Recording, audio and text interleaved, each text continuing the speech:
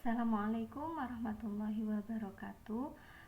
Kali ini video ini dibuat untuk memenuhi tugas kuliah telaah materi akidah akhlak, yaitu materi akidah akhlak kelas sanawiyah kelas 7 dari bab 1 sampai bab 5. Nah, bab 1 akan dijelaskan oleh saya, yaitu Sofi Faridatul Azmi. Yang pertama yaitu berisi tentang akidah Islam di kelas sanawiyah semester ganjil. Dalam akidah Islam itu terdapat kompetensi inti. Yang pertama yaitu menghargai dan menghayati agama yang dianutnya. Kemudian yang kedua, kompetensi intinya yaitu untuk menunjukkan perilaku jujur, disiplin, tanggung jawab, peduli maksudnya toleransi dan gotong royong ya. Kemudian santun dan percaya diri dalam berinteraksi secara efektif dengan lingkungan sosial dan alam dalam jangkauan pergaulan dan juga dalam keberadaannya. Kemudian yang ketiga yaitu memahami pengetahuan, baik itu pengetahuan faktual, konseptual, dan prosedural berdasarkan keingintahuannya tentang ilmu pengetahuan teknologi, seni budaya yang terkait dengan fenomena dan kejadian yang tampak mata. Kemudian kompetensi inti yang keempat yaitu mencoba mengelola dan menyajikan dalam ranah konkret seperti menggunakan, mengurai, merangkai, memodifikasi, dan membuat, dan ranah abstrak seperti menulis, membaca, menghitung, menggambar, dan mengarang sesuai yang dipelajari di sekolah dan sumber lain yang sama dalam sudut pandang atau teori. Dalam hal ini yaitu tentang akidah Islam. Kemudian kompetensi dasarnya dalam bab 1 ini yang pertama yaitu agar siswa dapat menghayati kebenaran dalam akidah Islam sebagai dasar berpikir, bertindak, dan bersikap. KD yang kedua yaitu agar siswa dapat mengamalkan perilaku jujur dan istiqomah sebagai implementasi dari meyakini akidah Islam. Kemudian yang ketiga yaitu memahami dasar, tujuan, dan bukti atau dalil akidah Islam dan manfaat mempelajari akidah Islam itu sendiri. Kemudian kompetensi dasar yang keempat yaitu mengomunikasikan dasar, tujuan, bukti akidah Islam dalam bentuk peta konsep atau dalam bentuk media-media yang lain. Indikator pencapaian kompetensi dalam bab 1 ini yaitu bab akidah Islam. Indikator yang pertama yaitu menghayati kebenaran akidah Islam sebagai dasar berpikir, bertindak, dan bersikap. Jadi indikator ini mengacu pada kompetensi inti yang keempat. Nah, jadi dalam kompetensi inti yang keempat tadi kan mengolah atau menyajikan dalam ranah konkret dan dalam ranah abstrak. Jadi agar siswa dapat menghayati kebenaran akidah Islam itu sendiri. Kemudian indikator pencapaian kompetensi yang kedua yaitu mengamalkan perilaku jujur dan istiqomah sebagai implementasi dari meyakini akidah Islam. Nah, indikator pencapaian yang kedua ini mengacu pada kompetensi inti di nomor 2. Makanya di situ tertuliskan 2.1 dan titik 1, maksudnya kompetensi inti yang kedua, KD-nya KD yang pertama, kemudian indikator yang pertama. Indikator pencapaian yang selanjutnya yaitu di 3.1 dan titik 1, maksudnya ini mengacu pada kompetensi inti nomor 3 yaitu memahami pengetahuan, sehingga di sini bisa menjelaskan tentang akidah Islam. indikatornya. Kemudian indikator yang selanjutnya yaitu 3.1.2. Nah, jadi maksudnya ini mengacu pada KI ketiga, yaitu memahami pengetahuan juga, yang indikator pencapaian kompetensinya agar siswa itu mampu menunjukkan dalil tentang akidah Islam. Nah, untuk yang selanjutnya yaitu indikator pencapaian 3.1.4.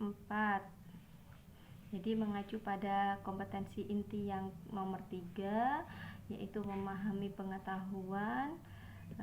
Pengetahuannya yaitu menyebutkan tujuan akidah Islam. Kemudian indikator pencapaian yang selanjutnya yaitu 4.1.2 mengacu pada KI nomor 4, yaitu mencoba mengelola dan menyajikan dalam ranah konkret dan abstrak. Nah, indikator pencapaiannya yaitu menyajikan fakta dan fenomena kebenaran akidah Islam.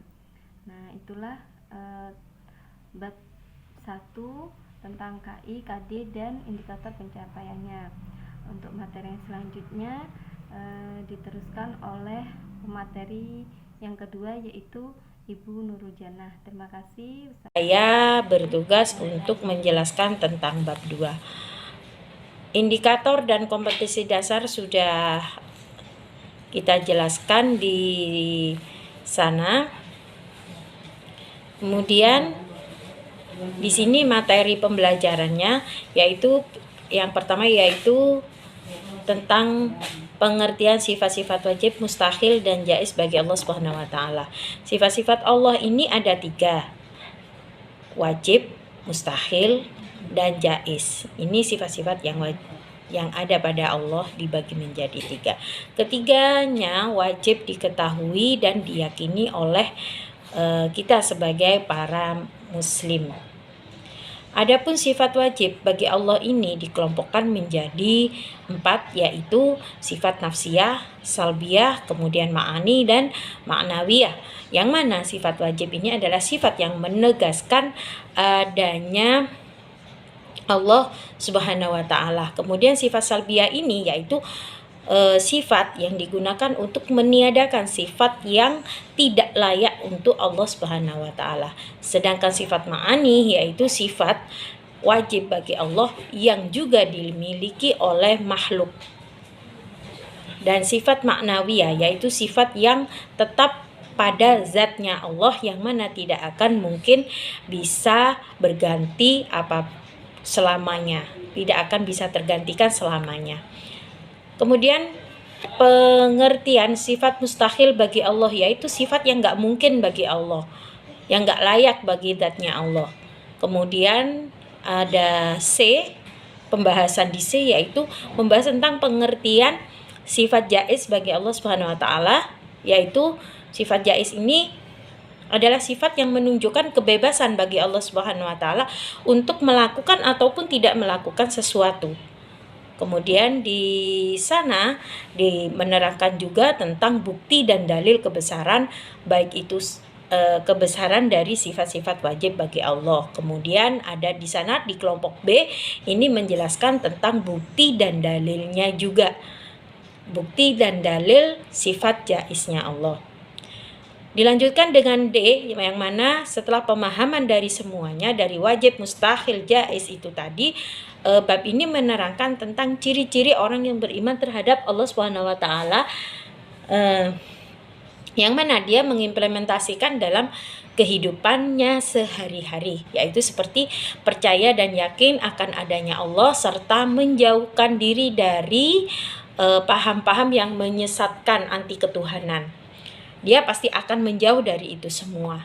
Kemudian yang kedua yaitu mempercayai bahwa Allah Subhanahu wa taala menciptakan pencipta alam ini adalah maha azali, yaitu yang tidak sudah ada sebelum adanya sesuatu apapun di dunia ini. Meyakini, kemudian selanjutnya itu yang ketiga, meyakini bahwa segala sesuatu yang bernama makhluk pasti binasa kecuali zat Allah yang kekal. Kemudian yang keempat yaitu percaya bahwa Allah berbeda dengan semua makhluk. Yang kelima, senantiasa hidup tergantung pada kekuasaan dan kehendaknya Allah. 6, tidak akan berbuat musyrik. Kemudian kami lanjutkan dengan bab yang ketiga, yaitu taubat, membahas tentang taubat, taat, istiqomah, dan ikhlas. Kompetensi dasar bisa dibaca di makalah yang sudah kami rangkum tentang telaah ini, nggih. Kemudian saya lanjut langsung ke materi. Materi di sana ini pertama membahas tentang taubat. Pengertian dari taubat secara bahasa yaitu kembali. Secara istilah, taubat ini berarti kembali menjalankan kebenaran yang didasari oleh keinginan yang kuat dalam hati untuk tidak kembali melakukan dosa-dosa yang pernah dilakukan. Kemudian di sana dikelompokkan lagi di B, yaitu jenis, menerangkan tentang jenis dan syarat-syarat taubat itu sendiri. Dan di C ini dampak positif perilaku bertaubat. Apa sih dampaknya? Nah, diterangkan di sana. Kemudian di D, perilaku membiasakan diri untuk selalu bertaubat. Setiap melakukan kesalahan, baik itu kecil maupun besar, dia akan langsung bertaubat. Nah, kemudian yang E tentang ketaatan. Taat menurut bahasa berarti yaitu tunduk, patuh, dan setia. Menurut istilah, taat bisa diartikan sebagai tunduk dan patuh terhadap segala perintah dan aturan yang berlaku, baik itu aturan dari sekolah, dari tempat kerja, ataupun yang lain. Itu dalam menurut istilah. Taat kepada Allah berarti patuh kepada setiap perintah, setiap peraturan yang telah ditetapkan oleh Allah Subhanahu wa taala. Kemudian dalam segala perintah kebaikan dia akan melakukan kepatuhan itu, baik aturan itu berhubungan dengan ibadah, baik ibadah maupun yang berhubungan dengan aturan yang berhubungan, yang berinteraksi dengan sesama makhluk lainnya. Kemudian di sini diterangkan tentang bagaimana cara taat kepada Allah, bagaimana cara taat kepada Rasulullah, kemudian ada kepada para pemimpin, yakni pemerintah. Satu bentuk contoh, satu di sana diterangkan juga satu bentuk contoh ketaatan kepada Allah dan Rasulnya dalam kehidupan sehari-hari. Dalam kehidupan sehari-harinya bagaimana? Nah, di sana sudah dijelaskan di sana. Yang kedua, dampak positif dari ketaatan kepada Allah dan Rasulnya. Di sana juga diterangkan, jika kita itu taat kepada setiap perintah Allah dan Rasulnya, apa sih yang akan kita dapat? Nah, di sana itu di buku tersebut sudah menjelaskan hal tersebut. Kemudian bab selanjutnya. Baik, di sini saya akan melanjutkan presentasi dari pemateri yang sebelumnya, yaitu bab 4 mengenai adab sholat dan zikir. Untuk kompetensi dasarnya di sini, yang pertama menghayati tentang adab sholat zikir sebagai sarana mendekatkan diri kepada Allah Subhanahu wa taala dan mengamalkan perilaku patuh dan disiplin sebagai implementasi adab sholat dan zikir. Selanjutnya menerapkan adab dan fadilah sholat dan zikir seperti istighfar, salawat, dan lafal la ilaha illallah. Dan yang terakhir mempraktikkan adab sholat dan zikir. Langsung saja di sini untuk indikator pencapaian kompetensi. Yang pertama menjelaskan pengertian adab sholat dan zikir. Ini yang pertama, yaitu menjelaskan pengertian tentang adab sholat dan zikir. Yang selanjutnya mengidentifikasikan dalil tentang adab sholat dan zikir, menjelaskan tentang adab-adab sholat dan zikir, menjelaskan hikmah perilaku orang yang melakukan adab-adab sholat dan zikir yang benar dan baik, dan yang terakhir mempraktikkan adab sholat dan zikir. Selanjutnya ada materi mengenai adab sholat. Sholat yaitu ibadah wajib bagi setiap muslim yang sudah baligh dan berakal sehat. Sholat pada hakikatnya adalah bentuk komunikasi antara seseorang hamba dengan Allah Subhanahu wa Ta'ala, akan tetapi banyak orang kurang bisa menikmati ibadah sholat. Hal ini bisa disebabkan beberapa hal, di antaranya karena menganggap sholat hanyalah rutinitas belaka. Ini untuk pengertian mengenai adab sholat. Dan selanjutnya ada juga dalil-dalil yang menjelaskan tentang adab sholat. Seperti contoh di sini ada contoh alladzina hum fi sholatihim khoshi'un, yang artinya yaitu orang-orang yang khusyuk dalam sembahyangnya. Quran surat Al-Mu'minun ayat 23 surat 2. Ini untuk mengenai dalilnya. Dan juga di sini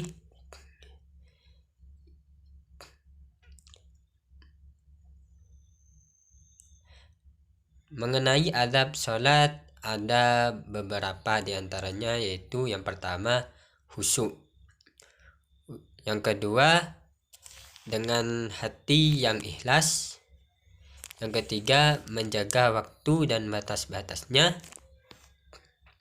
yang keempat menjaga kebersihan dan kesucian tempat sholat dari najis-najis yang ada, yang kelima menyingkirkan gambar, tulisan atau apa saja yang mengganggu kekhusyuan sholat, yang keenam memakai pakaian yang terbaik, yang tujuh menyesal serta bersedih, yang kedelapan atau yang terakhir yaitu melakukan dengan hati yang khusyuk. Karena di sini mengenai hati yang khusyuk sudah diperintahkan oleh Nabi, bahwa di sini Nabi memerintahkan agar sholatlah seperti sholatnya orang yang berpamitan dari dunia ini. Ini perintah dari Nabi kita, yaitu Nabi Muhammad Shallallahu Alaihi Wasallam. Dan selanjutnya di sini ada bab yang kelima, keteladanan Nabi Sulaiman. Untuk kompetensi dasarnya di sini yang pertama menghayati hisab keteladanan Nabi Sulaiman alaihissalam. Yang selanjutnya menunjukkan sikap kasih sayang dan tawaduk sebagai implementasi kisah keteladanan Nabi Sulaiman alaihissalam, dan juga menganalisis kisah keteladanan Nabi Sulaiman. Yang terakhir menyajikan hasil analisis sifat-sifat keteladanan Nabi Sulaiman alaihissalam. Dan untuk indikatornya di sini yang pertama ada menghargai dan menghayati ajaran agama yang dianutnya. Selanjutnya menunjukkan perilaku jujur, disiplin, tanggung jawab, peduli. Yang dimaksud di sini yang disebut dengan peduli seperti toleransi, gotong royong, santun, dan juga percaya diri dalam berinteraksi secara efektif dengan lingkungan sosial dan alam dalam jangkauan pergaulan dan keberadaannya. Yang selanjutnya ada menjalankan kisah Nabi Sulaiman alaihissalam dan umatnya, karena di sini materinya mengenai keteladanan Nabi Sulaiman. Dan selanjutnya menyebutkan teladan Nabi Sulaiman alaihissalam, menjelaskan kisah umat Nabi Sulaiman alaihissalam, menyebutkan kejadian luar biasa pada kisah Nabi Sulaiman alaihissalam dan umatnya. Yang selanjutnya membaca kisah keteladanan Nabi Sulaiman alaihissalam dan umatnya. Ada juga menulis teladan Nabi Sulaiman alaihissalam Dan yang terakhir mempresentasikan kisah teladan Nabi Sulaiman dan alaihissalam dan umatnya. Selanjutnya di sini mengenai materi keteladanan Nabi Sulaiman. Seperti yang disebutkan di atas mengenai indikator pencapaian kompetensi di sini. Yang pertama ada pengertian mengenai keteladanan Nabi Sulaiman.